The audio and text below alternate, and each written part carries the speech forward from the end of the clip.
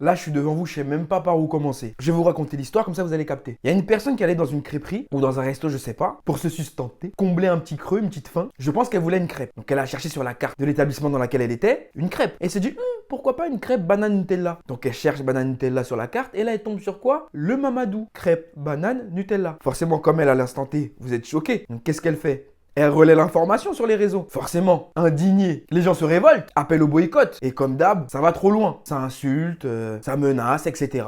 Et depuis, le couple subit du harcèlement. Alors, est-ce qu'on cautionne le harcèlement? Non, pas du tout. Tu peux montrer que tu es indigné sans harceler, sans insulter, sans menacer. Un commentaire constructif aurait suffi. Donc sur cet aspect-là, je ne valide absolument pas. Néanmoins, l'argument du gérant, c'était qu'il ne voyait pas à mal, qu'il n'est pas raciste, parce qu'il a déjà participé à une marche dans les années 70. Eh bien justement, monsieur, si vous avez participé à une marche contre cette cause, pourquoi remuer le couteau dans la plaie? Elle aurait pu s'appeler Jean-Paul la crêpe. Personne n'aurait rien dit. Pourquoi se servir d'un événement qui s'est passé dans les années 70 pour justifier le fait que vous êtes contre le racisme et qu'en choisissant Mamadou sciemment, vous ne saviez pas ce que vous faisiez?